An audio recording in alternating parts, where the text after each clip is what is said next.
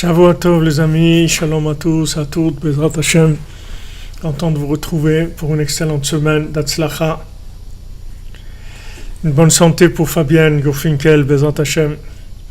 On prie tous pour vous, et particulièrement ici à côté de Rabbi Nachman. Bezrat Hashem, que tout le monde, tous ceux qui ont besoin de refoua, de guérison, ils puissent recevoir de la guérison, Bezrat Hashem. Qu'on n'ait que des bonnes nouvelles. N'ayez pas peur, on va y arriver.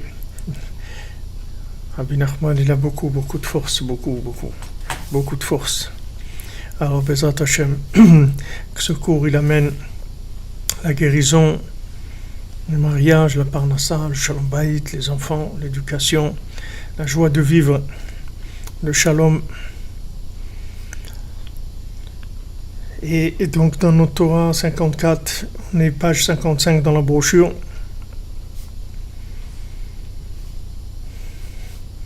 On a vu que la semaine dernière que le jour où on prend conscience que en fait c'est Hachem qui donne la vitalité à tout ce qui est sur terre. C'est Hachem qui donne tout. C'est-à-dire tout ce qu'il y a sur terre, c'est Hachem qui le donne. Derrière chaque situation, c'est Hachem. Alors à ce moment-là, il y a une vitalité, on tire une vitalité. Et une fois qu'on est arrivé à révéler, à être conscient soi-même de la royauté divine, comme quoi c'est Hachem qui dirige chacun de nos pas, et même quand on est tombé, et même quand il y a des problèmes, c'est aussi Hachem qui fait ça, comme Rabbeinu une fois il a dit à ses élèves, il n'avait pas dit de Torah, ils étaient venus chez lui à une occasion, un Shabbat, et Rabbeinu il n'a pas dit d'enseignement, et alors les élèves ils attendaient et ils ne comprenaient pas pourquoi le Rebbe ne disait pas d'enseignement. Alors il leur a dit, vous fautez pas assez pour que je puisse vous dire des enseignements. Alors c'est assez bouleversant comme tout ce que Rabbeinu dit. Je veux dire, vous ne fautez pas assez, mais le but c'est pas de fauter, le but c'est de ne pas fauter. Il dit, vous ne fautez pas assez. Alors il leur a dit, il leur a dit que s'il n'y avait pas eu des erreurs qui avaient été faites, tous les prophètes, tous les livres des prophètes, ils n'auraient pas existé. À part Yoshua, le livre Yoshua, parce que le livre de Yoshua, c'est pas un livre où il y a un rapport de réglage, de reproche d'un avis du prophète par rapport au peuple. Alors il dit, Rabbeinu a dit, si jamais il n'y avait pas eu toutes les fautes qu'il y a eu, alors on a eu que la Torah elle-même et le livre de Yoshua. Tous les autres prophètes, ça n'aurait pas existé. Donc on voit que tous ces livres, ils ont été écrits parce qu'il y a eu des erreurs qui ont été faites. Il fallait corriger ces erreurs, trouver des solutions, etc. Et c'est ça qui a permis d'écrire de la Torah. Alors il leur a dit, voilà, maintenant, je ne peux pas dire de Torah parce qu'il n'y a pas eu assez d'erreurs. C'est pas qu'il leur a dit il faut que vous fassiez des bêtises, c'est pas ça qu'il a voulu leur dire. Mais la réalité qu'il y avait maintenant, c'était comme ça. C'est-à-dire que s'il n'y avait pas eu la faute du veau d'or, il n'y aurait pas eu le Mishkan. Il y a beaucoup de choses qui ont fait que la royauté divine, elle a pu se révéler à travers l'erreur pour réparer cette erreur-là. Alors une fois qu'on va prendre conscience que en fait tout c'est Hachem et qu'on va arrêter de se prendre pour des gens qui sont capables de faire des choses, on va savoir qu'on va être sûr que nous, de quoi on est capable, c'est de recevoir l'énergie divine, c'est ça notre capacité. Donc dès qu'on a quelque chose à faire, on fait appel à Hachem pour nous donner la force de le faire, pour nous donner la réussite, pour nous donner la bénédiction, pour qu'on puisse y arriver. Et quand ça ne marche pas, on demande à Hachem de nous aider à ce que ça marche. On lui dit, voilà, moi, j'ai fait ça pour ton nom. Comme on dit à Seleman Shemecha, fait pour ton nom. Pas pour moi, pour ton nom. C'est-à-dire que moi je suis là pour révéler ton nom, donc je te demande de faire pour ton nom. C'est-à-dire que si maintenant on est conscient que notre capacité, c'est de pouvoir révéler Hachem, c'est ça toute la force qu'on a. C'est comment on va réagir par rapport à une situation. On va nous tester pour voir est-ce que maintenant, dans une situation, on va essayer de la régler à l'horizontale avec des conseils de pratique de ce monde, ou bien on va essayer de la résoudre d'abord par la prière en demandant à Hachem, et ensuite en faisant ce qu'il y a à faire. C'est notre test, c'est notre libre arbitre. À chaque fois, on va être testé sur ça. Donc c'est très important de savoir que nous, ce qu'on représente, c'est juste une possibilité de révéler Hachem à travers ce qu'on va faire, ce qu'on va penser, ce qu'on va dire, ce qu'on va faire. Mais que, en fait, ce qu'on pense, ce qu'on dit, ce qu'on fait, si jamais on pense que c'est nous qui faisons, ça n'a pas tellement d'intérêt dans le monde. Parce que quel intérêt ça va amener? En quoi on va progresser? S'il y a quelqu'un qui a fait quelque chose, on dira, voilà, il y a encore quelqu'un qui a fait quelque chose. C'est magnifique, voilà, il a fait. Alors à quoi ça va servir? Ce qu'il a fait, ça va disparaître, et lui, il va disparaître. Donc est-ce qu'on a rien fait d'éternel? Maintenant, si on se dit, voilà, nous, on est là dans le monde, on est des envoyés d'Hachem pour révéler son pouvoir. Et comment on va le révéler? C'est qu'à chaque fois qu'on va devoir faire quelque chose, notre première réaction, notre premier réflexe, c'est de demander à Hachem, s'il te plaît, donne-moi la réussite dans mon projet, dans la réussite dans ce que je vais faire, parce que ma réussite, en fait, c'est la tienne. Moi, je veux réussir pour toi. C'est toi qui vas réussir à travers moi. Enfin, moi, je ne cherche pas à réussir. Moi, si je réussis, alors, on va dire, voilà, un tel, il a réussi. Ok, combien de temps on va dire ça? On va dire ça 20 ans, 30 ans, et après, ça y est, il va partir, et c'est terminé. Mais si quelqu'un, il a passé sa vie à faire réussir Hachem, alors il va s'inclure dans l'éternité, comme il dit ici Rabbi Nathan, quand maintenant le pouvoir de la sainteté, le pouvoir d'Hachem se révèle, alors il y a le pouvoir de Mashiach qui se révèle.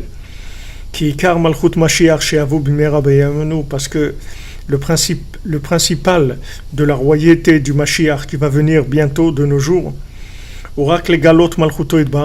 c'est uniquement de révéler la royauté divine, Kivyechol. C'est ça son travail, c'est-à-dire qu'il va juste remettre les choses à leur place pour que les gens ils sachent qu'en fait tout c'est Hachem. Seulement il faut qu'ils en prennent conscience dans la réalité, que ce soit pas une adhésion utopique ou théorique ou empirique, que ce soit une réalité, que chacun il sache que en fait, comme il dit Paro, Michamocha, il n'y a que toi Hachem, il n'y a personne d'autre, il n'y a que toi. Maintenant Paro, il n'a pas voulu au début, il a dit non, un truc, il n'est pas question, un truc, moi je fais ce que je veux et il n'y a personne qui va me dire quoi faire. Ok, il n'y a personne qui va te dire quoi faire, tu vas voir qu'en fin de compte, tu vas faire ce que Hachem il veut que tu fasses. Pourquoi Hachem il a fait ça? Pour nous montrer, pour que tu racontes aux générations à venir. Alors il dit à Moshe Rabbeinu, Bo el Paro, viens chez Paro. Comme on a vu que Paro c'est le Koach HaMedameh, c'est l'imagination, on lui dit viens dans l'imagination, rentre, n'aie pas peur, viens. Parce que moi, tu vas voir que dans cette imagination, je vais te révéler qui je suis. Dans cette imagination, tu vas voir que tout va se transformer, tout va changer. Hachem il dit voilà, maintenant tu lui dis à Paro que si jamais il laisse pas la princesse disparue, s'il la lâche pas, s'il la laisse pas partir, alors je vais lui envoyer des sauterelles. Je vais lui envoyer des sauterelles. Ces sauterelles-là, elles vont couvrir la terre de telle façon qu'on ne puisse plus voir la terre du tout. Il n'y aura pas 1 millimètre de terre qui sera visible. Ça sera tout des sauterelles. Il n'y aura plus. Chissa Aïna Haaretz, l'œil de la terre, la vision de la terre. Ils ne verront plus rien de la terre. Ça sera couvert complètement par des sauterelles. Il dit, n'aie pas peur, vas-y, viens chez Paro. N'aie pas peur, parce que N'aie pas peur de tout ce qui est, de toute cette imagination, parce que dans cette imagination, tu vas voir qu'en fin de compte, c'est moi qui vais me révéler et c'est moi qui vais avoir le dessus. Et tout ça, tout ce que je fais là, c'est uniquement pour pouvoir me révéler. Donc maintenant, n'aie pas peur, ne sois pas inquiet, avance et je suis avec toi. Avance, je suis avec toi et va chez Paro, rentre dans l'imagination, rentre dans le dimion, n'aie pas peur. Et là-bas, je vais t'aider et tu vas voir. Et après, tu vas rencontrer ça à tes enfants, à tes petits-enfants. Hachem, il a fait une intervention de révélation terrible. Parce que du moment où Paro, il endurcissait son cœur, c'est-à-dire à chaque fois, Paro disait non, je veux pas, etc. C'est-à-dire Paro, il avait de l'orgueil, il voulait diriger de par lui-même, montrer que c'est lui le boss. Et Hachem, il a dit non, c'est pas toi le boss c'est moi. Donc maintenant, ce qui va se passer, c'est que tu vas être obligé de laisser partir mon peuple. Il dit non, mais moi, il n'est pas question, etc. Alors, il reçoit des coups. Après, il dit bon, d'accord. Et il lâche petit à petit. Il dit bon, ok, vous allez aller, mais vous éloignez pas trop. Vous allez faire des offrandes et tout, mais pas trop loin. Vous restez proche. Pas trop d'initiative personnelle. Restez quand même proche du système. Pas trop loin. Ne vous éloignez pas toujours, restez toujours en rapport avec nos institutions, avec nos trucs, de manière qu'il y ait toujours un contrôle. Moshe Rabbeinu lui dit, il n'est pas question. Nous, si on fait, on y va, c'est tout. Nous, on va marcher 3 jours dans le désert et après on va commencer. On va s'éloigner de toi, on va s'éloigner de toute ta folie, ta bêtise. Comme il lui a dit, quand je vais sortir de la ville, je vais étendre mes mains. C'est-à-dire que je vais prier. Il dit ici, je ne peux même pas prier tellement c'est pourri, c'est plein de choses qui sont malsaines. Donc je vais sortir de la ville et je vais commencer à prier. Donc mon cher Rabbeinu lui dit, regarde, nous on ne va pas rester à côté de toi, nous on s'en va. Nous on va partir 3 jours et à partir de là-bas on va commencer. Après quand il lui dit, Paro la deuxième fois, bon ok, allez-y, mais que les hommes, c'est tout. Parce que qu'est-ce qu'elles ont à voir les femmes et les enfants et les vieillards et tout avec les corbanotes, avec les offrandes que vous allez faire à Hachem. Il lui a dit pas du tout mon ami. Nous on y va tous. Nous, avec nos anciens, avec nos femmes, avec nos enfants, on va tout le peuple, on va tous. Nous c'est pas de l'élitisme, Nous on veut que tout le monde participe. C'est pas de l'élitisme. Nous, on veut que tous les gens sur terre ils soient convaincus qu'il n'y a pas comme Hachem. Il n'y a pas comme Hachem, c'est lui qui dirige tout. Et ça, on veut que ça soit reconnu par tout le monde sur terre. Pas que par une élite de gens qui sont des gens religieux ou des gens consacrés au service divin et qui sont une élite sur terre. Non, on ne veut pas d'élite. On veut que tout le monde participe. Donc tout le rapport entre Moshe Rabbeinu et Paro, en fait, c'est que pour éclaircir des choses, pour faire sortir dans l'imagination, pour faire des tris, pour montrer le bon comportement à avoir, la bonne vision des choses. Donc Paro, il arrive à un moment où ça y est, la terre, elle se voit plus du tout. C'est-à-dire qu'il n'y a plus rien, tout est recouvert. Tout est recouvert par les sauterelles, tout. Il ne peut rien faire. Tout est recouvert. Il n'y a plus une vision. Il n'y a plus de vision, si vous voulez, logique. Tant que maintenant il y a une vision logique, alors les gens ils devront dire bon, on va faire ça et on va faire ça et on va faire ci. Mais quand maintenant la logique arrive à la fin de ses capacités, c'est-à-dire que les sauterelles, elles vont recouvrir toute la terre. On ne pourra même pas voir 1 millimètre de terre. C'est-à-dire qu'il n'y aura plus rien de compréhensible dans ce monde. Comme quelqu'un il a dit voilà, ils ont fait tout un truc pour la délivrance d'Auschwitz par les Russes, ou je sais pas comment c'est les Russes, l'armée russe qui a libéré Auschwitz.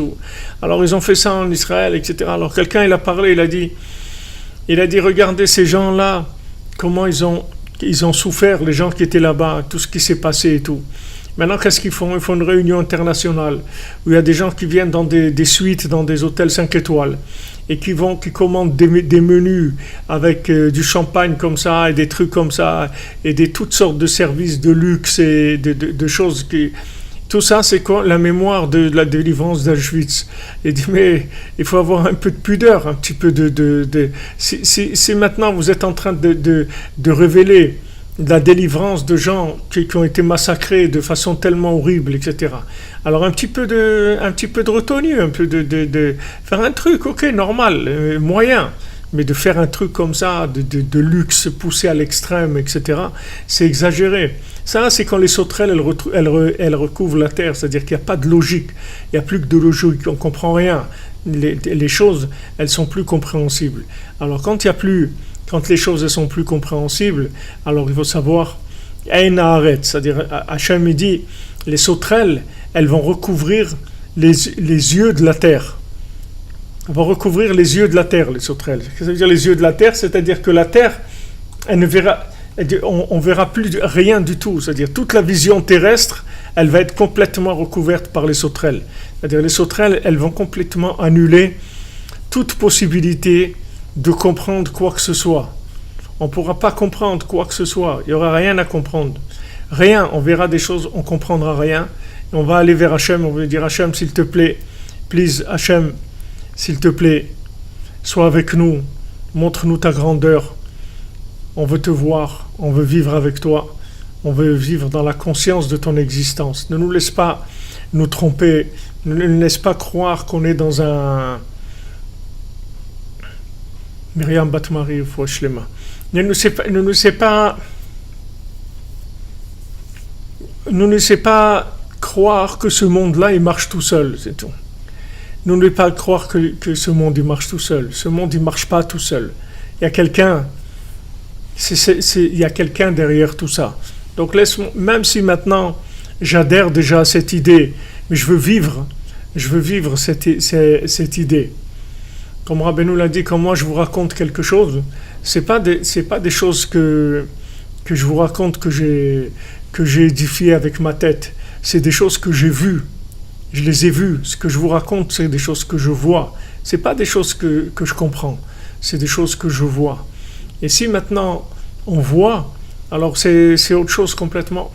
Si on voit, alors c'est le birour de l'imagination. Ça y est, on a vu la vérité. On a vu les vérités. Alors, tout ce qu'on étudie ici dans la Torah 54, c'est pour voir cette vérité-là. C'est-à-dire, bien que beaucoup de gens parlent de cette vérité, beaucoup de gens parlent d'Hachem et disent il y a Hachem, etc. Mais voir Hachem dans les moindres détails de notre vie, c'est ça qu'on veut. C'est ça qu'on veut. Comme vous voyez des trucs de la caméra invisible, là. Il y a quelqu'un, il va, et trucs et tout. Alors il a peur parce qu'il y a ça, il y a l'autre, etc. Mais une fois maintenant qu'on lui dit, mais non, c'était une caméra cachée, c'est tout. Ah, il se met à éclater de rire et tout. Alors, c'est ce qui va se passer. C'est écrit Aziemales Chokpinu. À la fin, on va commencer à se plier de rire parce qu'on va voir que c'était tout une caméra cachée. Mais en fait, tout était orchestré. Il n'y avait rien qui était comme ça. Il n'y avait rien qui était dans une logique de ce monde. Maintenant, celui qui vit dans la caméra cachée, il croit que c'est vrai. Waouh, il y a ça, truc et tout. En fait, il n'y a rien de vrai, c'est un montage, c'est tout. Donc, derrière chaque chose, il y a le pouvoir divin. Chaque situation qu'on vit, d'abord, il faut savoir que c'est Hachem. Ça ne veut pas dire qu'on ne va pas avoir de la joie, qu'on ne va pas avoir du plaisir, qu'on ne va pas avoir de la peine. Toutes ces choses-là, on va ressentir des choses à notre niveau. Mais il faut savoir que ça vient d'Hachem. Ce n'est pas quelque chose qui vient de la situation elle-même ou de l'individu lui-même. Alors quand ils ont demandé à Rav Avraham ben Nachman, parce que Rav Avraham ben Nachman, c'est le dernier qui a eu ce qu'on appelle la Megillat Starim, c'est-à-dire celui qui avait, Rabbeinu il a écrit tout le Seder, tout comment Mashiach il va venir, quand il va venir, comment ça va se passer, etc. Alors le seul qui avait ça, c'est-à-dire dans la génération d'avant, c'était Rav Avraham ben Nachman qui était l'élève et le fils de Rav Nachman Tuchiner qui était l'élève de Rabbi Nathan. Alors lui, il n'a pas vu des gens qui étaient assez intègres pour pouvoir leur laisser cette chose-là.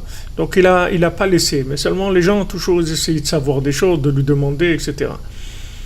Alors une fois, quand ils ont insisté, qu'ils lui ont parlé de Mashiach, alors il leur a dit, regardez, ça va venir bientôt que vous allez pouvoir prendre le petit déjeuner à Ouman et le repas du soir à Jérusalem. Quand vous pourrez faire ça, alors ça veut dire qu'il est là. Et bon, Hachem, il est là, ça veut dire, puisque ça c'est réalisable aujourd'hui. Voilà, les gens ils viennent à Ouman, ils prennent l'avion d'Ouman, ils arrivent en Eretz, et voilà, ils mangent le repas du soir en Israël, le repas du matin à Ouman, le repas du soir en Israël. Donc ça va, ça, on est dedans, on est dans les signes, et les signes qu'il est là.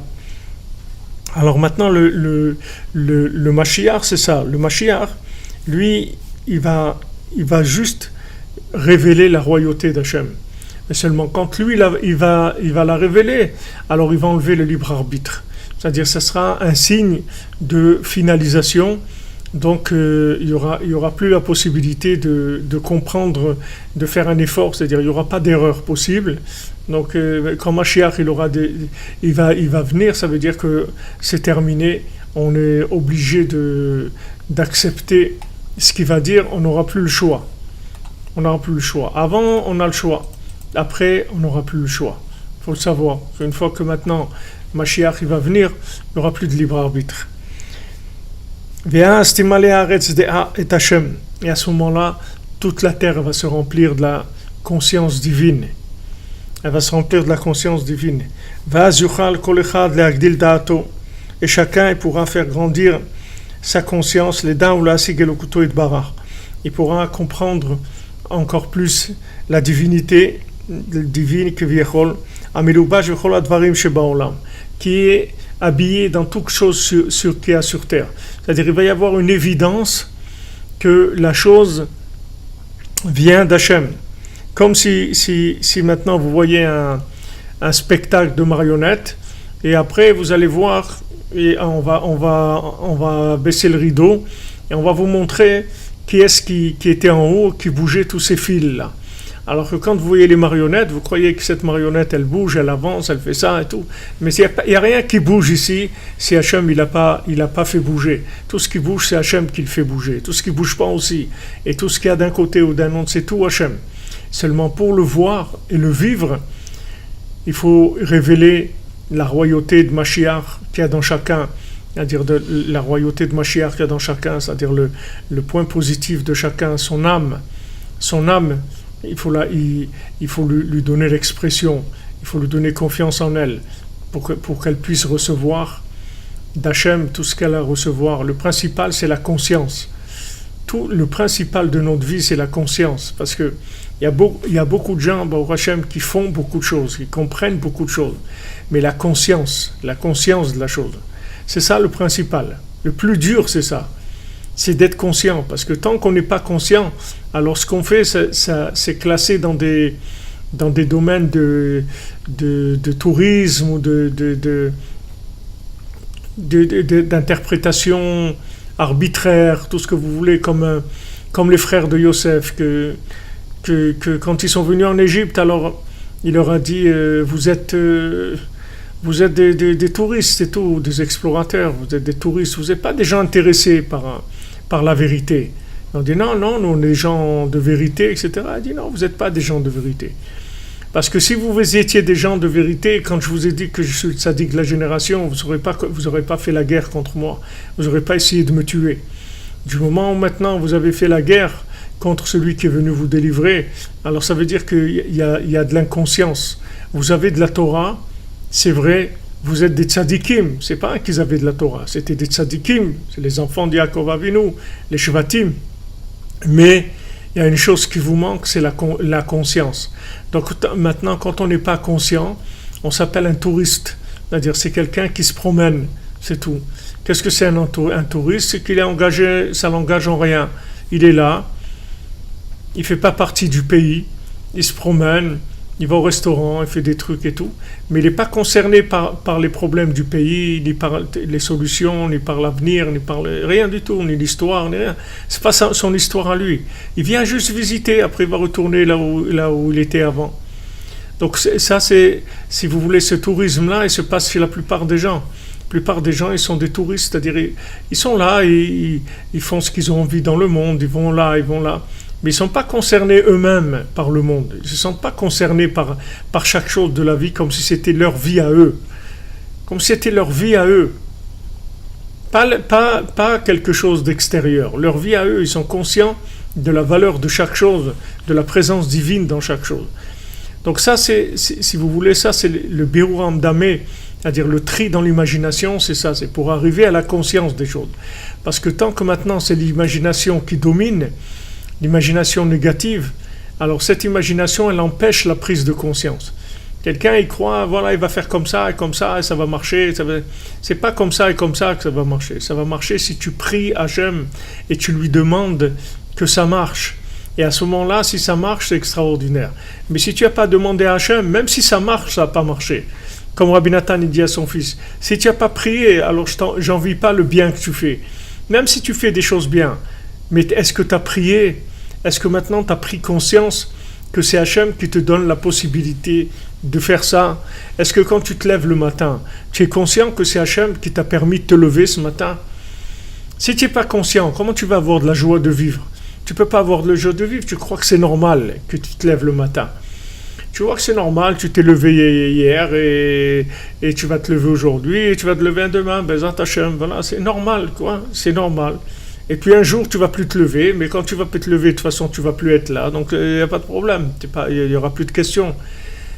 Mais est-ce que maintenant tu es conscient que quand tu te lèves le matin, tu dis Modéani, merci mon Dieu, que tu m'as rendu mon âme, tu l'as remise dans mon corps et je vais pouvoir faire des choses aujourd'hui extraordinaires avec toi. Je vais pouvoir, ensemble, on va pouvoir faire des choses merveilleuses. Est-ce que tu es conscient de ça? Parce que si tu n'es pas conscient de ça, tu n'es pas conscient de la vie, tu ne vis pas. Tu n'appelles pas de la vie. La vie, c'est la conscience. Si tu n'as pas cette conscience, alors tu ne sais pas ce qui se passe, Bémet. Tu ne sais pas ce qui se passe, tu crois que voilà, c'est normal, et ça c'est normal, et l'autre c'est normal. Il n'y a rien de normal. Il n'y a rien de normal. Tout est voulu par Hachem. Tout est voulu par Hachem, et c'est pour ça que Rabbeinu, les conseils qu'il nous donne, c'est pour prendre cette conscience-là, pour arriver à cette conscience-là. Il y a le Chida, il a écrit un livre. Et dans ce livre-là, il parle de tout ce qui est et ratson, c'est-à-dire qui sont des moments de vouloir, des moments de vouloir très puissants. Et il dit que là-bas, l'un des moments de vouloir le plus puissant qu'il y a, c'est Chatzot. Chatzot, ça s'appelle Metzach Haratson. Ça s'appelle le front du vouloir. Qu'est-ce que le front du vouloir? C'est-à-dire, c'est le vouloir sans intérêt. C'est ça, on peut comprendre par l'autre côté. Il y a l'autre côté qui s'appelle Metzach HaNachash, le front du serpent. Qu'est-ce que c'est le front du serpent? C'est le serpent, ça représente toutes les hérésies, et le front du serpent, c'est la partie du serpent qui n'a aucun plaisir, rien du tout. C'est-à-dire que maintenant, le front du serpent, c'est un endroit où il n'y a pas du tout de plaisir. Ce sont des gens qui font de la, si vous voulez, de l'hérésie, mais qui n'ont aucun intérêt à ça. C'est-à-dire que rien, ils profitent, rien, c'est rien que détruire pour détruire, c'est tout. C'est l'essence de Amalek. C'est-à-dire, il n'y a rien, il n'y a aucun intérêt, il n'y a aucun profit. C'est tuer pour tuer, détruire pour détruire, être contre Hachem pour être contre Hachem, c'est tout, mais aucun intérêt. Il y a des gens qui font des bêtises, mais parce qu'ils ont envie ils ont envie d'avoir un plaisir ou quelque chose. Mais là, le front du serpent, il n'y a aucun plaisir du tout. C'est la destruction pour la destruction, c'est tout, il n'y a aucun plaisir. Alors là, c'est extrêmement dangereux. Extrêmement dangereux. C'est-à-dire alors maintenant, de l'autre côté, il y a le moment du vouloir le plus fort, qui est à Chatzot. Alors le Chida, il a écrit un livre qui s'appelle Kumironi. Lève-toi, chanter. Lève-toi, chanter.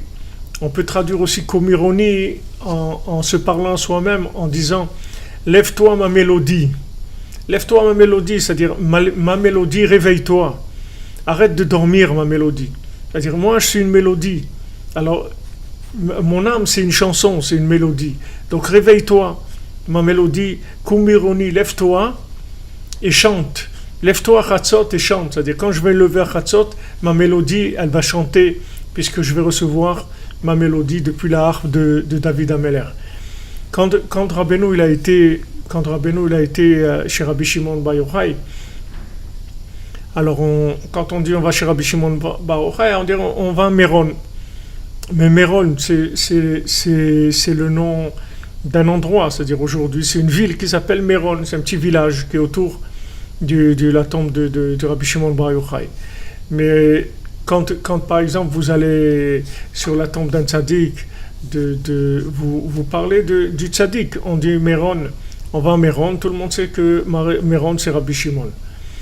Alors d'où il vient ce nom de Méron? Quand Rabbeinu est venu à Méron, quand Rabbeinu a été chez Rabbi Shimon, alors quand il est rentré à Méron, alors Rabbi Shimon il a dit Méron, qui est-ce qui chante ici?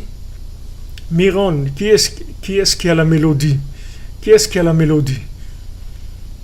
Parce que Rabbi Shimon, quand Rabbeinu est rentré, il a dû voir quelque chose d'extraordinaire. Donc il a dit, qui est-ce qui chante ici? Qu'est-ce que c'est cette mélodie? Miron, qui est-ce qui chante? Alors Rabbeinu lui a répondu, Aniron, c'est moi qui chante.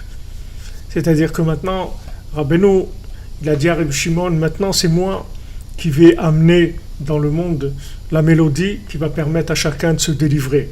Alors quand on se lève dans ce moment-là extraordinaire, dans ces 2 heures-là merveilleuses, ces 2 heures-là, elles vont permettre d'entendre notre mélodie. Si on entend cette mélodie, il y a un enchantement qui vient et on va partir vers cette mélodie. C'est un appel de notre âme et on va faire ce qu'on a à faire, c'est tout. On va aller vers notre but, on va réaliser ce qu'on a à faire, c'est-à-dire la royauté divine. C'est ça ce qui s'appelle la royauté divine. La royauté divine, c'est d'arriver à révéler votre pouvoir et de le mettre en application. C'est ça qui s'appelle le lien de Mashiach de chacun. Mashiach de chacun, c'est ça. Le Mashiach de chacun, c'est quand tu as trouvé qu'est-ce que tu dois faire et que tu arrives à le faire. Donc pour ça, tu dois arriver à être Ratzon, au moment du Ratzon, le Metzach HaRatzon. Metzach HaRatzon, ça veut dire que tu veux, mais ça n'a pas de forme. C'est-à-dire, dans l'horizontal, ça n'a aucune forme. On te dit, qu'est-ce que tu veux? Tu veux ça? Non. Tu veux ça? Non. Alors, maintenant, les gens dans le monde, qui rentrent dans ce Metzach HaRatzon-là, alors ils ont l'air des tarés complètement dans le monde. Quand on dit à quelqu'un, qu'est-ce que tu veux? Tu veux manger? Non. Tu veux boire? Non. Tu veux dormir? Non. Tu veux te promener? Non. Tu veux ça? Non, il veut rien. Mais c'est pas qu'il veut rien. Il veut rien à l'horizontale. Il cherche quelque chose au vertical. Il cherche le Metzach HaRatzon. Il cherche sa mélodie. C'est ça qu'il est en train de chercher. Il cherche la mélodie qu'il a en lui.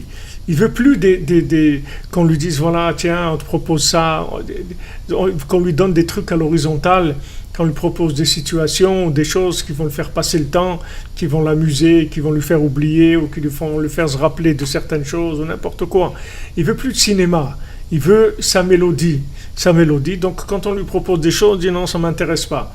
Et ça non plus, ça non plus, ça non plus. Alors, des gens qui sont comme ça dans le monde, on les considère comme des fous. On dit, mais il est malade, c'est quelqu'un de malade. Pourquoi il est malade? Il est malade, oui, il est malade de lui-même. C'est-à-dire, il est malade de chercher la parole d'Hachem qui est en lui-même. C'est ça, de ça qu'il est malade. C'est pas qu'il n'est pas malade du tout. Il cherche le Metzach HaRatzon. C'est-à-dire, il est dans le Metzach HaRatzon. C'est-à-dire, il veut tellement qu'il n'arrive pas à trouver une méthode à l'horizontale qui puisse le satisfaire. Ce qu'on a besoin, c'est le vertical. C'est pas l'horizontal. Après, ça devient secondaire. C'est-à-dire, il faut l'horizontal, sinon on n'a rien à faire dans ce monde. Mais l'horizontal, il doit être un vêtement très très fin, qui vient sur le vertical.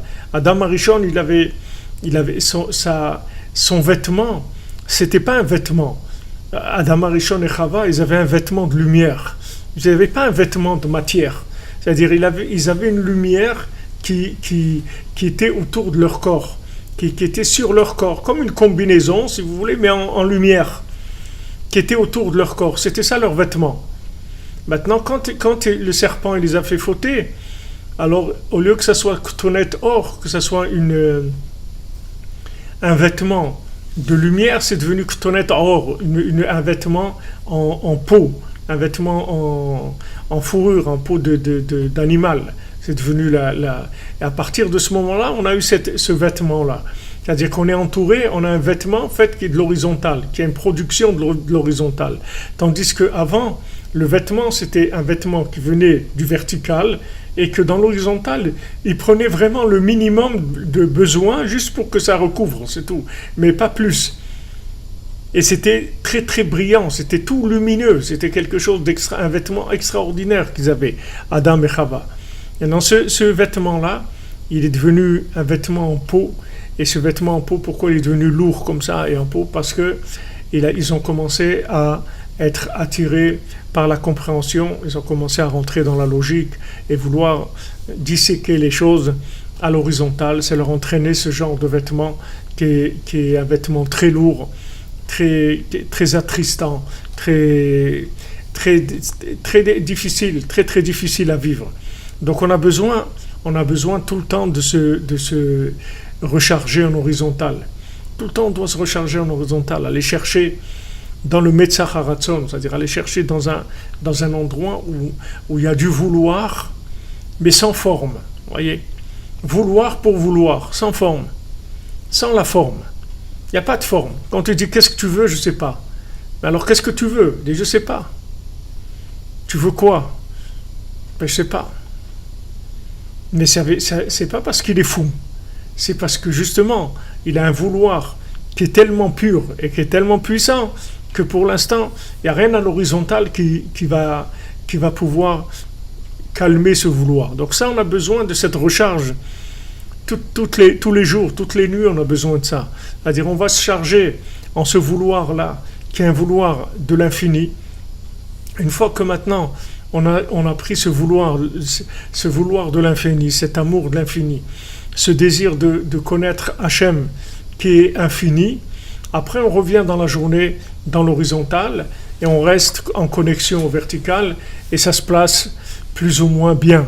Parce que quand on est dans l'horizontale, avec la vision, avec le vouloir du vertical, alors c'est extraordinaire.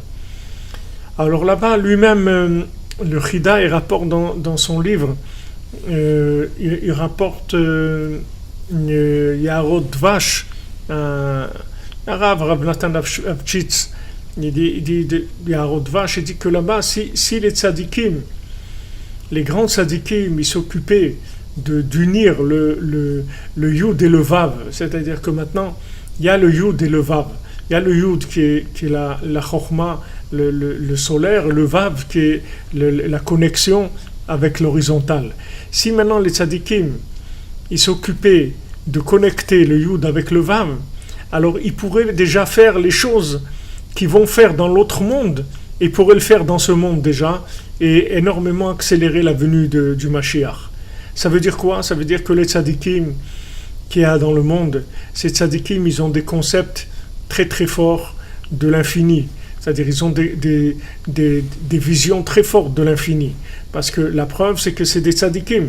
C'est-à-dire ils ont laissé complètement ce monde-là pour s'occuper que de ce qui concerne notre monde. Donc c'est des tzadikim, c'est des gens de très haut niveau. Donc ils ont cette chose-là. Mais le problème ce qui leur manque, c'est le Vav. C'est ça le problème. C'est dans le Yud, ils sont très forts. C'est-à-dire dans le vertical, ils sont très forts. Seulement, ils ne savent pas comment le faire descendre. C'est ça le problème.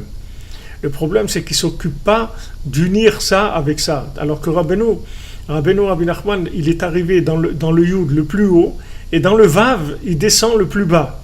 C'est-à-dire qu'il va précisément aller voir les endroits les plus éloignés, et avec la mélodie qu'il a de l'un des enseignements, il va réveiller là-bas l'individu, et cet individu va revenir vers Hachem dans un enchantement incroyable. Dans un enchantement incroyable, il va être complètement inclus dans l'infini, tellement cette mélodie, elle va le réveiller. La grandeur du tzaddik, c'est ça, c'est d'être meyached le yud et le vav, c'est-à-dire de les unir le yud et le vav. Et il dit là-bas que si ces tzadikim-là, ils avaient cette union entre le Yud et le Vav, tout ce qu'ils allaient faire dans l'autre monde, ils l'auraient fait ici déjà. Il aurait fait ici, comme je vous ai dit, ce qui est Slav Haratzot, il va voir l'autre monde dans ce monde. Il n'a pas besoin d'attendre d'être là-bas. Ici même, il va voir. Parce que le fait maintenant qu'on se lève à Haratzot, qu'on fait Hitbod et doute, qu'on étudie la Torah, qu'on essaye de se brancher, à ce moment-là, c'est un moment tellement puissant qui s'appelle Metzach Haratzon, c'est-à-dire c'est un vouloir d'une intensité énorme qui vient, ce vouloir d'intensité énorme, il va nous permettre après le Vav dans la journée de venir commencer à connecter les éléments. Et ça, c'est un niveau très très élevé. C'est pour ça que Rabbeinu nous garantit que les gens qui se lèvent à Chatzot, c'est eux qui vont emmener le Mashiach. C'est pourquoi ils vont emmener le Mashiach, parce que voilà ce qu'ils font. Il y a beaucoup de gens qui travaillent dans l'horizontal. Il y a beaucoup de gens qui travaillent dans le vertical, mais des gens qui connectent le vertical et l'horizontal, il n'y en a pas. C'est ça le problème. C'est que les gens, quand ils commencent avec le vertical, alors ils partent complètement en haut et ils ne sont plus intéressés du tout par ce monde-là et par les gens non plus, parce qu'ils vont se sauver en haut, ils vont fuir l'horizontal. Et il y a de quoi, il faut les comprendre, parce que l'horizontal, ça sent pas très bon, c'est pas très agréable. Donc ils vont fuir l'horizontal. Et ceux qui sont dans l'horizontal, alors bien sûr, ils sont des consommateurs. Alors, c'est sûr que d'un côté ou d'un autre, on n'a pas de solution. La solution, c'est le Yud et le Vav ensemble. Quand il y a le Yud et le Vav ensemble, c'est-à-dire qu'en même temps, il y a le vertical, et le vertical, il est connecté à l'horizontal, et dans les endroits les plus loin, ça s'appelle Mashiach. Donc Mashiach, c'est cette connexion-là. Cette connexion, c'est-à-dire cette prise de conscience de la présence divine dans la matière. Ça, c'est ça le Mashiach. Mais cette prise de conscience, vous ne pouvez pas l'avoir si vous n'êtes pas passé par le Metzach Haratzon, c'est-à-dire par ce vouloir-là qui dépasse toute forme. Toute forme. Des fois, dans votre vie, vous pouvez sentir des choses où il n'y a rien qui peut calmer ce vouloir, c'est-à-dire cet éveil d'amour qui est un moment de quelque chose très très fort. C'est tellement fort que vous ne pouvez pas l'habiller dans quelque chose qui va calmer. Vous ne pouvez pas. Alors ces 2 heures-là, elles sont que de ça. Ces 2 heures, elles sont que de Metzach Haratzon, c'est-à-dire que du vouloir illimité, du vouloir sans forme, que du vouloir à l'état pur, à l'état absolu. Une fois que je suis passé par là, que j'ai pris ma dose de vouloir, maintenant je rentre dans ma journée et je commence à travailler dans le Vav, je commence à travailler dans la connexion et je commence à vivre connecté. Et c'est ça Mashiach, c'est tout. Mashiach, c'est vivre connecté, c'est ça Mashiach. C'est ça la définition du Mashiach, c'est ce qu'il nous dit ici.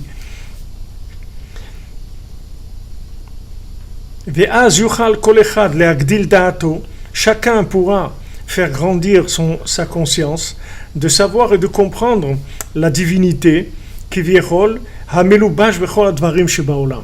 est habillée dans toute chose qu'il y a dans ce monde. Et à ce moment-là, on verra se réaliser et on verra que tout Pe'ul, ça veut dire, Pe'ula, ça veut dire faire quelque chose, d'accord? Maintenant, Pe'ul, ça veut dire qu'il a été fait, c'est-à dire c'est le résultat, je ne sais pas en français comment ça peut se traduire. Le Pe'ul, ça veut dire, comme vous dites quelqu'un, il y a celui qui fait et celui qui est fait. Alors maintenant, toute chose qui a été faite, comme nous les premiers, mais tout ce qu'il y a dans le monde, tout ce qui a été fait, en fait, c'est Hachem qui l'a fait. Tout ce qui a été fait, c'est Hachem qui l'a fait. Veyaven ki yetzo, et toute créature, elle va comprendre que c'est toi qui l'as créé. Nimtsa, sheprinat hazikaron, dainu agdalat hadat. Donc on voit que la mémoire, qui est le fait de faire grandir la conscience, oprinat hitgalut malchuto itbar. Ça, c'est la révélation de la royauté divine, chez Prinat Malchut Mashiach, qui est le principe de la royauté de Mashiach, Malchut de Gdusha, la royauté de Gdusha. C'est-à-dire le jour où j'ai pris conscience que maintenant, derrière tout, c'est Hachem. Et même si ça se présente à l'envers, des gens qui viennent, qui m'embêtent, qui me truquent, qui me font de la concurrence ou qui me font des attaques, si je sais que ça, c'est Hachem, et que tout ça, c'est bien pour moi, alors il n'y a pas de problème. C'est-à-dire que maintenant, vous voyez même Moshe Rabbeinu, quand Hachem il a commencé à envoyer les plaies, alors après, Paro, il a commencé à être encore plus dur. Il a dit quoi? C'est comme ça, alors maintenant, même les briques, vous allez pas on va pas vous les donner, vous allez fabriquer les briques et en même temps continuer à produire la même chose. C'est-à-dire, il a augmenté l'esclavage terriblement. Alors même Moshe Rabbeinu, il est venu devant Hachem, il a dit, mais c'est quoi cette histoire-là? Tu me dis que je vais venir les délivrer, c'est pire qu'avant. Hachem lui a dit, attends s'il te plaît. Il y a des choses à faire, il faut que tu sois patient. Attends, mais je te garantis que tu vas voir qu'on va terminer avec Paro complètement. Ça, sache qu'on va terminer. Gamar tivegmor, je vais terminer. En attendant, sois patient, parce que j'ai des choses à faire. Hachem, il savait ce qu'il voulait faire en Égypte. Donc, ça ne pouvait pas venir avec la première plaie. C'était impossible. Il fallait attendre une plaie, et une deuxième, et une troisième, par rapport à toutes les sphirotes, par rapport à tous les secrets, par rapport à tous les 10 chants du Tikkun HaKlali. Il fallait quelque chose qui se passe, que une fois que cette chose-là elle est complète, alors la royauté d'Hachem, elle se révèle dans le monde. Donc, une fois qu'il a fini les 10 plaies, à ce moment-là, il y a eu, comme on dit, le coup final, qui était Chatzot. Ça, c'est le coup final. C'est-à-dire, Chatzot, c'est la fin. C'est la fin des premiers-nés de Paro. Et quand maintenant les premiers-nés de Paro disparaissent, ça veut dire que c'est fini. Il ne peut plus avoir une avance sur quoi que ce soit. C'est fini. Il a plus cette avance du premier-né qui a une part double, c'est-à-dire qui est plus en avance que le second. Parce qu'en fait, le premier-né, il est en même temps père et en même temps frère. Dans une famille, le grand garçon qui est le premier-né, on lui doit le respect. Après le père, c'est à lui qu'on doit le respect. Parce que lui, il est entre les deux. C'est en même temps un frère, un fils, mais il est père aussi par rapport aux autres frères parce qu'il est très inclus dans le père puisque c'est la première manifestation de l'intérieur de ce qu'il y a dans le père. Alors une fois que ça sort dans le frère, le premier, on lui doit le respect parce qu'il est entre un frère et un père. Donc maintenant, si vous voulez, une fois que Hachem, il veut placer ces choses. Une fois qu'il les a placées, après il va déclencher la Géoula avec Chatzot. Mais les gens qui font Chatzot, ils sont déjà dans la Géoula. Ils vivent déjà dans la Géoula parce qu'ils vivent une vie connectée. Donc ils vivent déjà dans la Géoula. C'est la Géoula. C'est-à-dire que Mamash, ils vivent déjà Mashiach. Ils sont déjà dans ce principe messianique. C'est-à-dire qu'ils vont se charger en Metzach, en Ratzon. Ils vont se chercher en ce vouloir infini. Et en même temps, ils vont descendre avec le Vav dans la connexion, dans les choses les plus simples qu'il y a dans ce monde.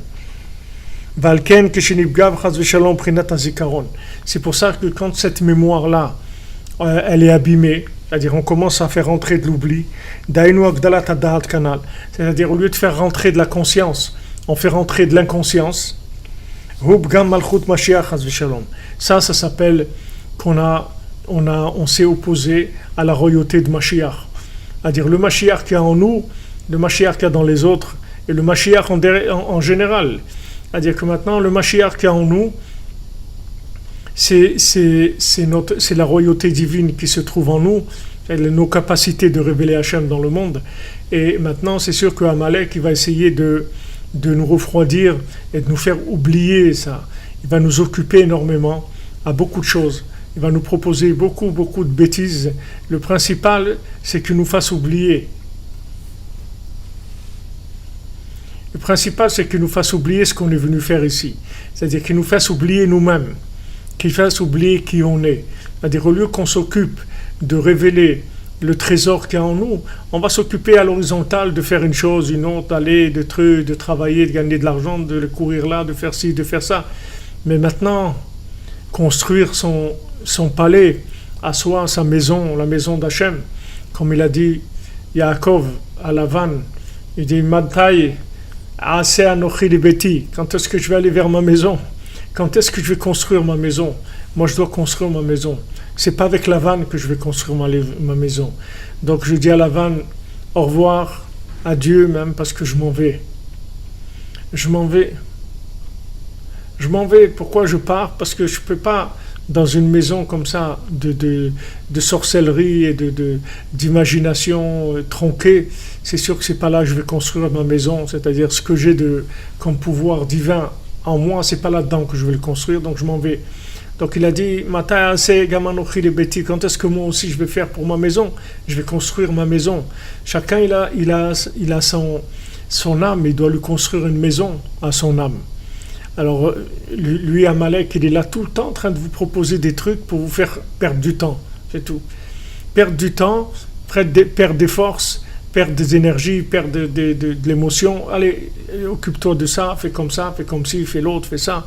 Et là, il nous a fait perdre. Chaque fois qu'il nous a fait perdre un jour, une semaine, un mois, il est extrêmement content parce qu'en fait, il empêche Hachem de se révéler.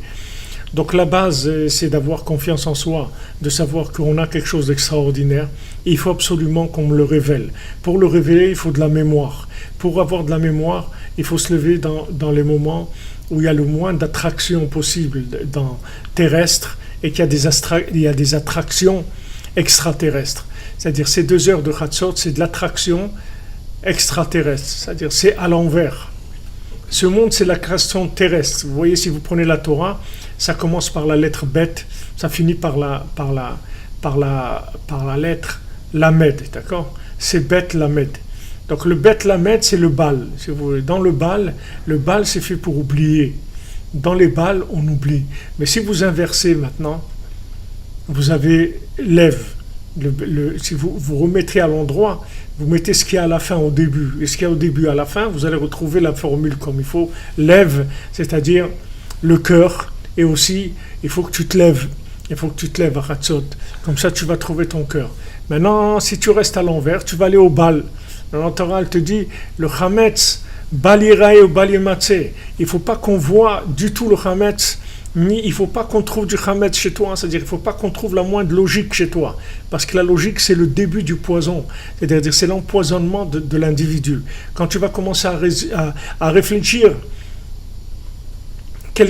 tu vas commencer à réfléchir, ah là là, il est terrible ce monde-là quand tu réfléchis.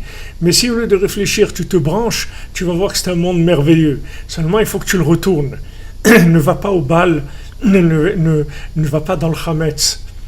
Ne va pas dans le Chametz. Ne va pas dans la réflexion. Balira ou Balimatse, c'est-à-dire, on ne veut pas. Le Chametz, on n'en veut pas. La fermentation de ce monde, on n'en veut pas.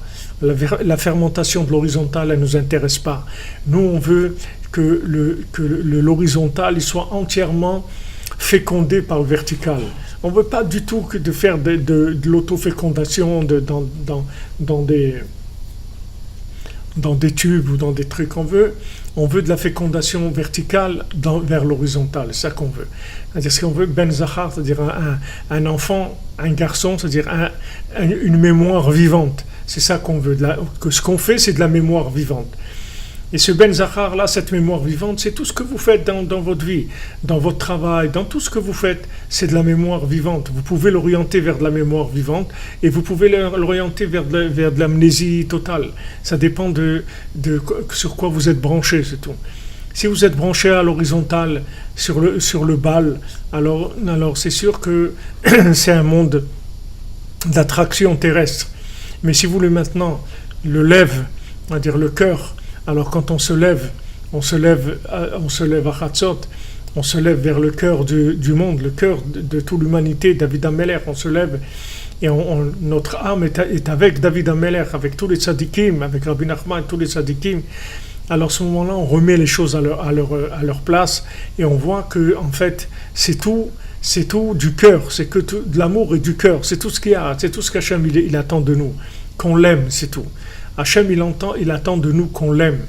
Toute la force, elle vient du cœur. La Gvoura, elle est dans le cœur. La Gvoura, la force, elle est dans le cœur. Vous voyez, les gens qui sont forts, c'est parce qu'ils ont un cœur qui est fort. C'est que dans leur cœur, c'est très fort. Rabbi Nathan, il dit, quand il fait son voyage pour aller en Eretz Israël, alors il a tellement de gens qui s'opposent à lui, qui lui font des problèmes. Quand il était à Istanbul et quand il était à Alexandrie, même le Rav là-bas, il lui dit, mais tu es fou, qu'est-ce que tu vas faire en Israël et tout. Et elle dit mais aidez-nous, on va aller en... Il dit, mais pourquoi tu veux qu'on t'aide, que tu ailles prier chez les tzadikim?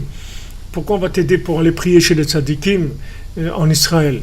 Dans une période tellement comme ça, difficile, où il y a des guerres et tout, il n'y a personne qui va t'aider, il le décourage complètement. Mais Rabbi Nathan, il dit, en moi, il dit, j'ai une telle détermination, il ne peut pas me bouger du tout. Il me fait de la peine, mais il ne peut pas me bouger de ma détermination. Et il arrive, et il y a des gens qui viennent et qui lui donnent largement de quoi payer son billet pour faire d'Alexandrie jusqu'à Haïfa ou à Akko. Là, il est arrivé, Rabbi Nathan, au Sidon, je ne sais pas à quel endroit il est arrivé, mais il lui donne de quoi prendre le bateau, etc. Parce qu'il dit qu'en lui, il a une détermination, comme celui qui cherche la princesse. Il dit, ça existe, je suis sûr que ça existe. C'est sûr que ça fait mal, et on pleure et tout, mais ça existe. Ça existe. Et c'est ça qu'on pleure sur la destruction du temple. Quand on pleure sur la destruction du temple, c'est-à-dire on pleure sur la destruction de nous-mêmes. C'est-à-dire le fait que maintenant on sert à de la chair à canon, la chair à pâté, de la chair de rien du tout. On a fait de nous des esclaves de la consommation. Des esclaves de la consommation, quelqu'un qui est là en train de faire du souci tout le temps pour un monde qui s'en va. Quelqu'un se fait du souci pour un emballage de trucs, un emballage de cigarettes qui est par terre, il est toute la journée en train de chercher son emballage de paquet de cigarettes vide. Qu'est-ce que tu cherches? Ouais, mais tu comprends, il faut faire ça, Tu fais quoi? Où tu vas, mon ami? Tu sais où tu vas? Tu sais ce monde-là, pourquoi tu es là? Tu sais où tu vas? Occupe-toi de là où tu vas. Tu es en train de t'occuper des choses qui n'ont aucun sens. Mais cette conscience-là, même si on en parle, et on essaye, bon Hachem, il y a un moment propice pour ça. Il y a une attitude propice pour ça. C'est-à-dire que ces 2 heures-là de Chatzot, elles sont propices à ça. C'est-à-dire que ça donne une conscience énorme. Et cette conscience énorme, elle révèle un vouloir, un amour, une envie extraordinaire. Et après, on va descendre dans la journée, dans l'horizontale, et on va faire ce qu'on peut en restant connecté à cette conscience-là. Donc ça, c'est le Mashiach. C'est pour ça qu'une fois que maintenant Hachem, il a mis les 10 plaies sur Paro, c'est-à-dire qu'il a frappé de manière à pouvoir maintenant faire Chatzot et libérer les 10 mélodies du Tikkun HaKlali pour sortir d'Égypte. Ça y est, maintenant, on a les 10 mélodies, on a de la simcha, qui besimcha tetzenu, dans la joie, on va sortir. Ça y est, on peut sortir parce qu'on est joyeux. Mais pour ça, il fallait que Paro reçoive tous ces coups-là. Donc, il ne faut pas vous inquiéter. Vous faites ce qu'il y a à faire. Et quand maintenant viendra le moment de vous délivrer, Hachem lui-même, il va vous délivrer. Parce qu'une fois que maintenant, Hachem, il va préparer le terrain, il va voir... C'est-à-dire que dans quelle douleur vous êtes, dans quel esclavage vous êtes, Hachem lui-même, il va vous libérer. Parce que quand en fait il vous libère, il se libère à lui. C'est-à-dire c'est vous, c'est lui, c'est une partie d'Hachem. Donc quand Hachem il libère quelqu'un de l'Égypte, en fait il s'est libéré lui-même du mensonge, de l'esclavage, de toutes les addictions, etc. Donc il y a un moment où quand Hachem il dit ça y est, c'est terminé, alors c'est terminé. Et il va commencer à mettre Paro complètement de côté. Et une fois que maintenant, il a mis Paro de côté, alors la lumière de Chatzot, elle va sortir, la mélodie va sortir, et voilà, on s'en va. On prend le baluchon et on s'en va. On fait notre baluchon, on s'en va. C'est tout, on quitte l'addiction, on quitte la bêtise, on quitte la folie de la consommation, on quitte le jeu de ce monde, des attractions terrestres, et on va vers les attractions extraterrestres. On va vers d'autres dimensions complètement. Alors, Bezrat Hashem, qu'on ait le mérite, voilà, on est rêve Rosh Chodesh Shvat. Ce soir, Bezrat Hashem, c'est le mois de Shvat qui commence. Le mois de Shvat, ça veut dire que la sève, elle commence à rentrer dans les arbres. C'est-à-dire tout le mois d'hiver, la sève, elle était loin des arbres. Maintenant, à tout Bishvat, elle va remonter. Rabbi Nathan, quand il est venu, il a fait remonter la sève dans les arbres. Comme Rabbi nous l'a dit, ne soyez pas des arbres secs. Pour qu'on ne soit pas des arbres secs, Rabbi Nathan, il est venu et nous a remplis de sève. Il nous a donné cette sève extraordinaire de l'écouter à la chôte, d'écouter Tfilot, de l'écouter Moharan, de ses programmations, de l'explication, toutes ces explications, toute cette connexion. C'est la sève qui va rentrer dans les arbres, puisque tout Bishvat, c'est Rosh Hashanah, les Ilanot, c'est le Rosh Hashanah des arbres. C'est-à-dire que c'est le début de la vitalité de tout le domaine du végétal. Et le domaine du végétal, c'est le plus extraordinaire qui est, comme il s'est expliqué dans la Kabbalah, c'est là où il y a le plus, c'est le plus miraculeux qui est. Parce que vraiment, le végétal, ça sort on ne sait pas d'où ça sort. C'est-à-dire, ça sort de la terre, mais il y a rien. C'est pas de la transformation. C'est quelque chose qui est impellé. C'est-à-dire, c'est là où il y a le plus de vision de la main d'Hachem. Quand on voit quelque chose qui a poussé, un fruit qui a poussé, un légume qui a poussé, d'où il a poussé, d'où il est sorti, c'est la chose la plus grande métamorphose qui est. Donc ce koach hatzomer, c'est-à-dire cette force de métamorphose qui est végétale, qui se trouve dans chacune d'entre nous, elle va commencer maintenant à partir de Chodesh Shvat, elle va commencer à sortir. Et Dafka, dans ces mois-là où Amalek il attaque et Aman il attaque, c'est là où tout va pousser là-dedans. Tout va pousser justement dans ces attaques-là qui fait, en fait, il va nous permettre après de trouver la vérité. Il va tellement nous attaquer qu'on va aller vers la vérité, tellement il va nous embêter. Le mensonge il va devenir tellement lourd, tellement insupportable qu'on va être obligé d'aller vers la vérité. Mais c'est sûr, c'est parce qu'Amalek il veut, lui, il essaie de nous éloigner. Et bon, Hachem, Rabbi Nathan, il essaie de nous rapprocher. Rabbi Nathan, il fait que des choses pour nous rapprocher, Bezat Hachem. Donc, ce sont un bon mois, un Chodesh Tov, les amis. Et que maintenant, Bezat Hachem, que ça soit la fin de la souffrance, la fin du mensonge, la fin de la souffrance, la fin de la douleur, la fin du manque. La fin des manques, les amis, la fin, ça, on va terminer avec la solitude, la souffrance, l'incompréhension, les nerfs, la haine, tout ça, on va terminer avec ça. Hachem, on va aller vers la refoua, la délivrance de chacune, Hachem, de façon totale, comme Rabbi nous dit. Moi, quand je fais quelque chose, c'est jusqu'au bout, c'est pas un petit peu. Rabbi nous, quand il fait, c'est de façon totale.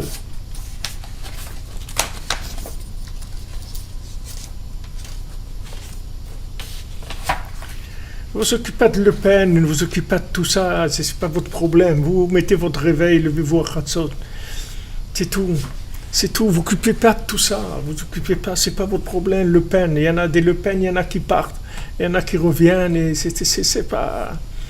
Je me rappelle quand j'étais au lycée à Toulouse, il y avait Arlette Laguillet. Arlette Laguillet, c'était waouh, tous, on y va. Tout ça, c'est des trucs, ça passe. Ne vous occupez pas de ça. Tout ça, c'est des trucs passagers, c'est rien du tout. C'est des wagons qui passent. C'est rien. Occupez-vous de ce qui est éternel. Mettez votre vie dans l'éternité. Tout ce qui est éternel, vous vous branchez. Tout ce qui n'est pas éternel, laissez tomber. Ça va nulle part, de toute façon. Même si ça réussit, c'est une réussite qui va se terminer, de toute façon. Donc, ce n'est pas une réussite. C'est rien du tout. C'est tout. Ne vous occupez pas de ça. Vous avancez. Refoua Shlema pour Fabienne Gofikel, Bat Josiane, Bezat Hachem. Alors, Refoua Shlema et la Yeshua pour le Rav Besançon, Israël Israël Ben Fortuné, pour notre ami Nathan Nissim, Ben Rachel, Usan, David Ben Mesoda, à Cohen, Laura Alistair Chava Batraya Daniel, Laurent Sultana Badrachel, Olivier Fénichel, Raphaël Ben Kamouna Malka, Daniel Ben Midi Darmo, Ouchama Batester, Sandrine Badjani, Janine Batiglantine, Maron Myriam Bat Véronique, Zachary Shlomo Ben Shira, Dvora Kochava Bat Elisheva Bat Sheva, Dvora Bat Corinne Ayala, Léa Chana Bat Mesoda, Léa Bat Chana, Ruth Bat Sarah, Lior Bat Sarah, Oreida Bat Rivka, Laura Bat Jacqueline, Laura Bat Lisa Esther, Shaili Bat Sarah, Fabien Ben Suzanne, Sophie Bat Nadine, Sacha Ben Sophie, Noah Bat Sophie, Yosef Ben Esther, Serachaya Bat Esther, Ruchama Bat Esther, Yisha Ben Esther, Léa Bat Esther, Yael Bat Simi, Batsheva Bat Esther, Roselyne Shoshana Bat Liliane Rachel, Rachamim Ben Drut, Tzipora Bat Chaya Kamra, Rekia Bat Rachma, Rebecca Daniel Bat Yvette Esther Rachel, Shirael Bat Rachel, Shalom Ben Moshe Ben Shabbat, Simon Gershon Bat Israël, Itamar Ben Hélène Dalia, Esther Batata Yonatan Yehuda Ben Bettina Simcha, Irène Bat Rachel Simcha, Janine Juliette Bat Jemul Kochava, Aviv ben Tzala, Geoula bat Rachel, Rachel bat Anne-Marie, Yaakov ben Abraham, Shimon ben Brigitte Zohar, Jonathan Yitzhak David ben Marlène Malka, Yosef Yitzhak Nachman ben Emouna, Rachel bat Sarah, Yaakov ben Mikael, Lisa Emouna bat Rina, Aurélie Chava Huguette bat Michel Rachel Rose, Bruno Mikael ben Elika Misa, Evelyne Chava bat Denise, Jonathan Shemama, Yohan ben Mireille, Ejder bat Fatma, Théo ben Fatma, Eli ben Isa, Angelina Myriam bat Pascal Zora, Alain ben Dora Meyer, Viviane bat Emily, Myriam bat Marie, Batsheva Chana bat Myriam, Yoel Amoyal bat Rachel, Michael ben Yaakov, Ruka bat Zari, David ben Moshe, Arlette bat Emily, Jamila, Yael bat Nicole Kochava, Karen bat Nicole Kochava, Yael Lisa bat Léa, Patrick Yosef ben Liliane, Joaja, Liliane Joaja bat Emily Esther, Chantal Elisia El bat Liliane Joaja, Simcha bat Frecha, Bébé Mesauda bat Simcha, Meir ben Tzipora, Didier Dov ben Michel, Isabelle bat Hélène, Yaakov ben Dvora Fortune, Léa bat Rina, Arik ben Sultana, Muriel Myriam Rivka bat Perla Zora, Eliaou Nathan ben Yocheved Cohen, Moshe Raphaël ben Chassiba Levi, Chana Shaine Keser bat Josette, Dvora Léa bat Chana, Moshe ben Masouda, Chaya bat Geoula, Yitzhak ben Edith, Olivier Mangin, Rekia bat Rekia, Sharazad bat Rekia, Charles Eligez, Chaya Kamra bat Joa, Benjamin ben Lucien Dvora bat Rosa, Shai Bart Claude ben Céline, Sarah Juliette, Doron Yitzhak ben Chaya Riba, Emmanuel Chai ben Martin, Chaya Daniel Esther ben Mouna, Nechama bat Myriam, Amram Levi Yitzhak ben Sarah, Ginette Fanny Sarah bat Ren Nenet Sultana, Nathalie Shoshana bat Kemuna, Dina bat Sarah, David Shlomo ben Esther Rala, Francis ben Irène, Moshe David ben Esther, Léa Teila, Ariela bat Tzipora, Yvonne Alexandre ben Yehuda, Esther bat Chassiba, Sylvie bat Esther, David ben Lucien Dvora, Anna Simcha Zahera bat Ruth, Shmuel Mordechai Shalom ben Ruth, Moshe ben Sarah, Dvora bat Corinne Ayala bat Rachel, Yaakov ben Chassiba, Chaya Miriam bat Mesauda, Levana bat Chaya Miriam, David ben Chaya Miriam, Chaim ben Chaya Miriam, Eliaou ben Chana, Yosef Shneor ben Thérèse, Yohanan ben Edmond, Georgette bat Arthur, Didier Manuel ben Zbersa, Trinza bat Atersa, Yael bat Chaya, Shaoul ben Emma, Raquel bat Elsa, Massimo ben Raquel, Claudio ben Pina, Elisa bat Hilda, Sarah Linda bat Sultana, Esther bat Sultana, Chaya Mushka bat Chana, Aviel ben Emma, Chaya bat Myriam,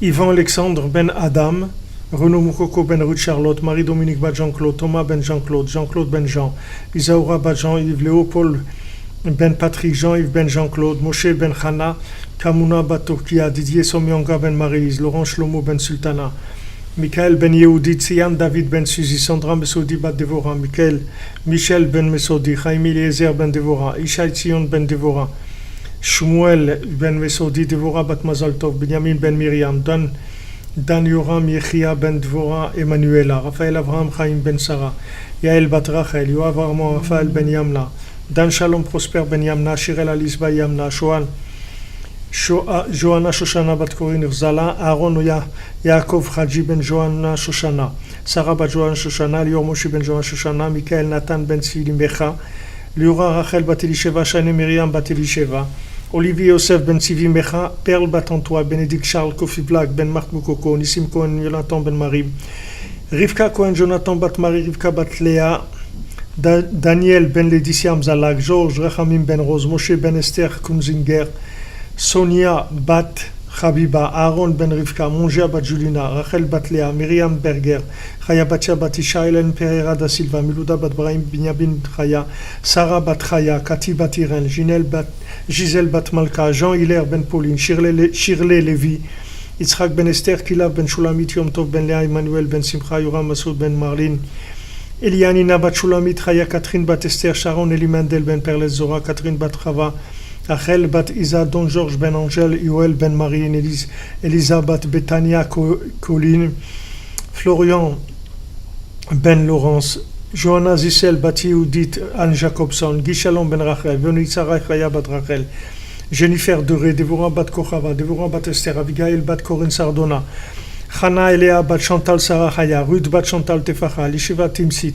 Dvorah Shekroun, Karen Nabe, Daliel Israël Pinchas ben Karol, Yael Yosef ben Marinette Miriam, Charlie Shalom ben Marinette Miriam, Ruth Rachel bat Karol Yael, Chaim Mesaoud ben Karol Yael, Emma bat Zira, Lehi bat Limor, Rivka bat Rachel, David Yosef ben Avraham, Tania Chaya bat Tila, Teila, Gabriel Yaakov ben Esther Candice, Matadi ben Madeleine, Nejma bat Esther, Benyamin ben Yafa, Rachel bat Simcha, Jacques ben Esther, Alain ben Esther, Ariel ben Eli, David ben Eli, Eli ben Shlomo, Shamat Chava, Chava bat Miriam, Moshe ben Fradji, Rachel bat Clara, Talia bat Esther, Michael ben Cécile, Saïda.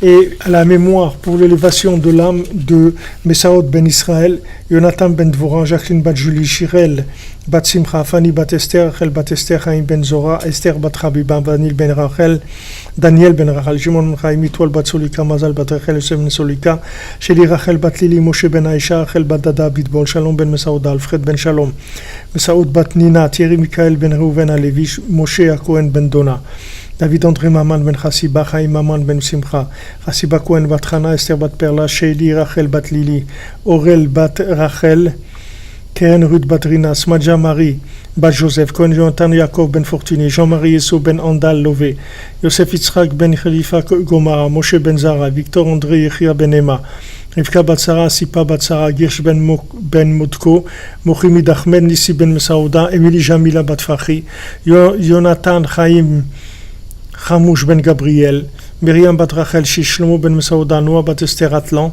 Shmuel Tibi, Shimon ben Siti, Israël ben Yosef, Moshe Avraham, Rachamim ben Fred, Jarisha bat Jemoul, Maurice Vetan ben Shabakemou, David ben Yitzhak, Yvette bat Eugène, Israël Jigzolet, Myriam Janine bat Rava, Sarah bat Sarah Doré, Pessar ben Herman, Albert Avraham, Rabbi ben Marie Waknin, Francis ben Carmel, Irène bat Rachel, Dviri Ouda ben Yoav et Rachel Shoak, Muriel Marie Myriam bat Devorah Fortuné, Sylvie Léonie bat Micheline Élise Estelle, Myriam Mireille bat Louise Aziza, Jacques Jacob ben Abraham, Prosper Saoud ben Sultana, Jean ben Marcel et Isaac, Isaac ben Frédérica et Litman Gofinkel, David ben Shlomo, Moshe ben Esther, Maurice Ashkenazi, Marcel Roger ben Marie Mathilde, Meir Marvin ben Chamoucha Cohen, Angèle bat Louise, Yvette bat Eugénie, Yeshua David Yert, Germaine Rachel bat Emily, Chaim ben Yaakov, Tikva bat Sultana, Violette Tamar bat Gracia, Hilda bat Maria, Antonio ben Isabel, Moshe ben Sarah, David ben Lazer Mendel, Joa Rivette bat Belara, Joseph Chaim ben Abraham, Yosef Baour ben Sophia, Arnaud David Chaim ben Erzela, Julie Shalom ben Esther, Angèle bat Louise Olivia bat Kohen Ashkenazi, Johanna Simcha bat Dina, Régine Rachel bat Yaakov, Frima, Isha bat Chana, Stanislas Tobinski, Abraham ben Chanini, Shlomo Baruch Chaim ben Atoumi, Micham bat Joar Yvette, Mireille Myriam bat Ida, Reuven ben Sion, Hervé ben Magdeleine, Meir ben Eugénie.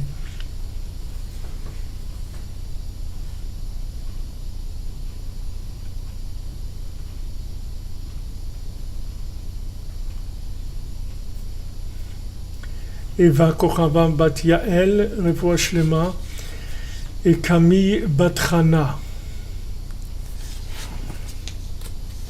Alors attendez, il faut que je rajoute.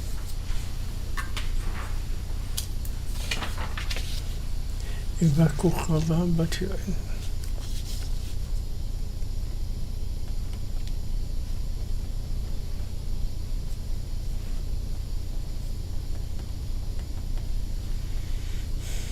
Camille Batrana.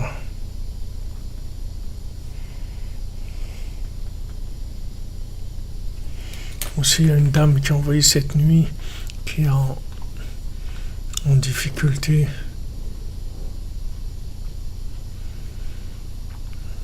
qui est hospitalisée à Tel Aviv. Là, elle a envoyé pour Refoua Shlema.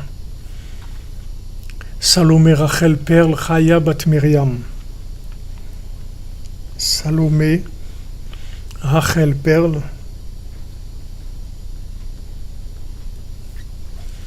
Chaya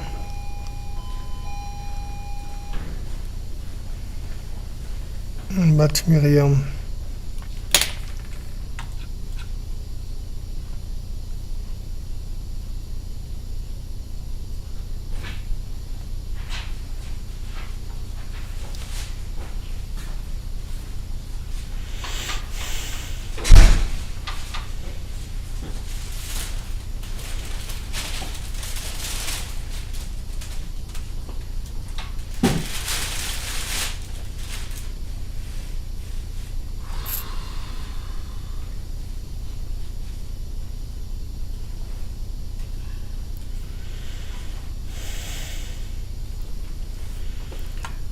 Ok les amis, que des bonnes nouvelles. Merci d'être là. Merci d'être avec nous. Bezrat Hashem, on continue. L'armée de Mashiach continue à travailler. Bonne journée.